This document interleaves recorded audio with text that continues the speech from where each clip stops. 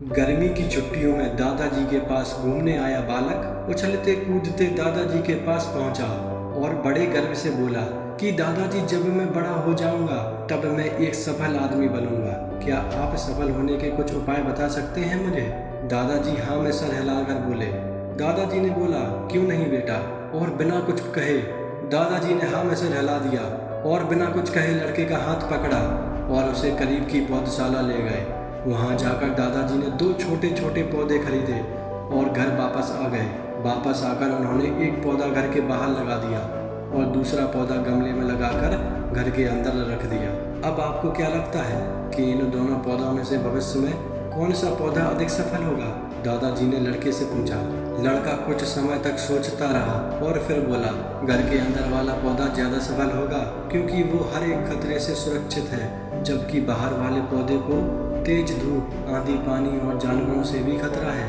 दादाजी बोले, चलो देखते हैं आगे क्या होता है। और वह अखबार उठाकर पढ़ने लगे। दादाजी ने दोनों पौधों पर ज़्यादा ध्यान देते रहे।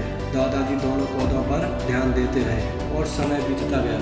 3-4 साल बाद जब एक बार फिर वह लड़का अपने माता पिता के साथ गांव घूमने आया, तब अपने दादाजी को देखा तो देखते ही बोला, दादाजी, पिछली बार मैंने आपसे सफल होने के कुछ उपाय मांगे थे पर आपने तो कुछ भी नहीं बताया था, पर इस बार आपको कुछ बताना ही होगा।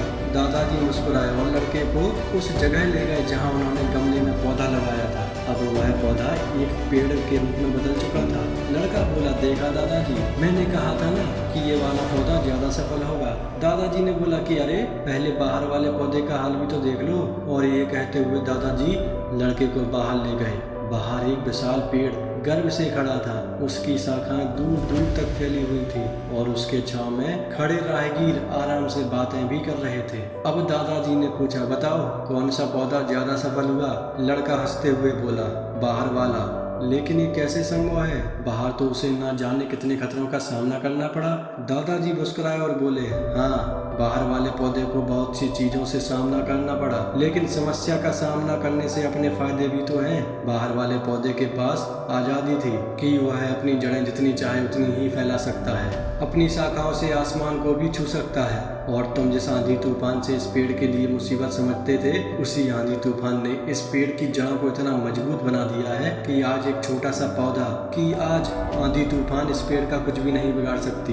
बेटे, अब जो मैं तुम्हें बताने वाला हूँ, उसे अगर तुमने अपने अंदर बिठा लिया तो तुम जिंदगी में कुछ भी कर सकते हो, उसमें सफल भी हो जाओगे। उन्होंने बोला कि अगर तुमने जीवन भर सिर्फ अच्छे विकल्पों को ही चुनते रहोगे तो तुम कभी भी उतने सफल नहीं बन पाओगे जितनी तुम्हारी क्षमता है। लेकिन अगर तुम तमाम खतरों के बावजूद भी इस दुनिया का सामना करने के लिए तैयार हो तो तुम्हारे लिए कोई भी लक्ष्य हासिल करना संभव नहीं है। लड़के ने लंबी सांस ली और उस पेड़ की तरफ देखने लगा। वह दादाजी की बातों को समझ चुका था।